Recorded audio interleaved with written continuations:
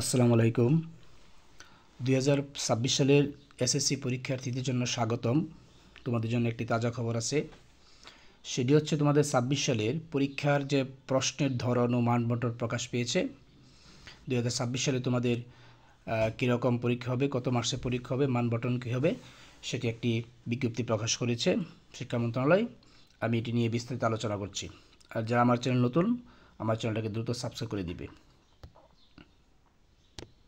দেখো তোমরা যে এসএসসি ও সমমান পরীক্ষার বিষয়ভিত্তিক নম্বর বিভাজন 2026 সালের পরীক্ষা থেকে কার্যকর হবে এটি।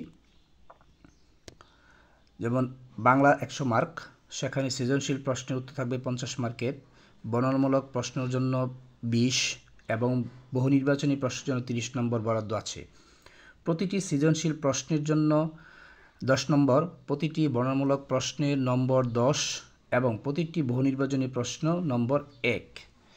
আচ্ছা, তারপরে সৃজনশীল প্রশ্ন গদ্য অংশ থেকে 4টি, কবিতা অংশ থেকে 4টি করে মোট 8টি সৃজনশীল প্রশ্ন থাকবে। গদ্য অংশ থেকে ন্যূনতম 2টি, কবিতা অংশ থেকে ন্যূনতম 2টি প্রশ্ন উত্তর দিতে হবে, মোট 5টি প্রশ্ন উত্তর দিতে হবে।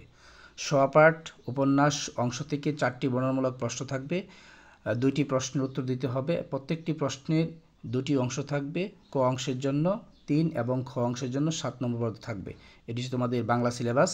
আর বহু নির্বাচনী দেখো মোট 30টি প্রশ্ন থাকবে, গদ্য অংশ থেকে 15টি, কবিতা অংশ থেকে 15টি, সব কয়টি প্রশ্নের উত্তর দিতে হবে।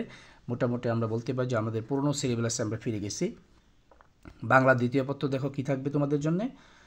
বাংলা দ্বিতীয় পত্র থাকবে রচনামূলক প্রশ্ন, রচনামূলক অংশের জন্য 70 নম্বর এবং বহু নির্বাচনের জন্য 30 নম্বর থাকবে। আর কি কি থাকবে এখানে দেওয়া আছে, অনুচ্ছেদ রচনা 2টি প্রশ্ন থেকে 1টি করে দিতে হবে, দরখাস্ত থাকবে, তারপরে সারাংশ, ভাব সম্প্রসারণ, বাংলা অনুবাদ, তারপর হচ্ছে প্রবন্ধ এবং প্রবন্ধ থেকে মোট 30টা প্রশ্ন সৃজনশীল থাকবে। এটি হচ্ছে বাংলা দ্বিতীয় পত্র। তো আশা করি বাংলা সিলেবাসটা বুঝতে পেরেছ, নাম্বার বিভাজন। তারপরে থাকবে গণিত। গণিতে সৃজনশীল প্রশ্নের জন্য 50 নম্বর, সংক্ষিপ্ত উত্তর প্রশ্নের জন্য 20 নম্বর এবং বহুনির্বাচনী প্রশ্নের জন্য 30 নম্বর থাকবে। এগুলি তোমরা বিস্তারিত পরে পাবে, আমি একটু সংক্ষেপ পড়ে দিচ্ছি। এরপর হচ্ছে তোমাদের থাকবে ইংরেজি প্রথম পত্র। সেটি দেখো কি আছে, এমসিকিউ থেকে 60টা, অ্যান্সারিং কোয়েশ্চেন 5টা থাকবে, 10 মার্ক হবে। আর গ্যাপ ফিলিং 5টি, ইনফরমেশন ট্রান্সফার 5টি, তারপরে writing summary 10 mark, matching 5 mark, rearranging 8 marks, answering questions from poems. এটা একটি নতুন, সম্পূর্ণ নতুন, আগে ছিল না। তোমার জন্য কবিতা থেকে প্রশ্ন থাকবে 5 দোকানে 10টি, অ্যান্সারিং কোয়েশ্চেন্স ফ্রম স্টোরিজ থেকে 10, কমপ্লিটিং স্টোরি 15, রাইটিং ডায়লগ 15। এখানে অবশ্যই তোমাদের জন্য কিছু আইটেম কমানো হয়েছে, এটি তোমাদের জন্য ভালো। আশা করি ফার্স্ট পেপার সিলেবাস বুঝতে পেরেছি। এবার চলো আমরা সেকেন্ড পেপারে চলে যাই। দেখো তোমাদের সেকেন্ড পেপারে কি আছে, সেকেন্ড পেপারে আছে যে গ্যাপ ফিলিং 10, আগে ছিল উইথ ক্লোজ উইদাউট ক্লোজ, এবার শুধু একটাই দিয়েছে উইথ ক্লোজ তোমাদের সুবিধার্থে। তারপর সাবস্টিটিউয়েন্ট টেবিলে 5 থাকবে, রাইট ফর্ম বাড়বে 10 থাকবে, আগে ছিল 5 মার্ক, তোমাদের জন্য 10 করেছে, সুবিধা করেছে। চেঞ্জিং সার্ভিসে কিছু আইটেম কমাইছে, যেমন ডিগ্রি বাদ দিয়েছে, ভয়েস চেঞ্জটা বাদ দিয়েছে, শুধু অ্যাফার্মেটিভ, নেগেটিভ, তারপর হচ্ছে অ্যাসার্টিভ, এক্সক্লেমেটরি এইগুলি, এবং সিম্পল কমপ্লেক্স সম্পদ দিয়েছে, খুবই সহজ করেছে তোমার জন্য। ট্যাগ কোয়েশ্চেন 5 মার্ক, সম্পূর্ণ নতুন গ্রামার। আমি এইগুলি ভিডিওতে আমি এগুলি আলোচনা করব, আমার চ্যানেলটাকে অবশ্যই সাবস্ক্রাইব করে রাখবে। Suffix, prefix, preposition, connect, linking words, punctuation and capitalisation, তোমাদের গ্রামারও কমিয়েছে। তারপর হচ্ছে প্যারাগ্রাফে 10 মার্ক, রাইটিং ইমেলে 10 mark, writing short composition 20 marks. এটিতে খুবই অনেক বেশি মার্কস দিয়েছে, আগে ছিল মাত্র 12 মার্কস। সো আশা করি সেকেন্ড পেপারের সিলেবাসটা তোমরা বুঝতে পেরেছ। এবার যে প্রতিটি বিষয়ে বিজ্ঞান, বাংলাদেশ বিশ্ব, বাংলাদেশের ইতিহাস, বিশ্ব সভ্যতা ও অর্থনীতি, তারপরে হচ্ছে ভূগোল, ব্যবসা উদ্যোগ, ইসলাম শিক্ষা, ধর্ম, হিন্দু, বৌদ্ধ এবং খ্রিস্টান ধর্ম শিক্ষা, এই সবগুলি বিষয়ের সিলেবাস এখানে দেওয়া আছে।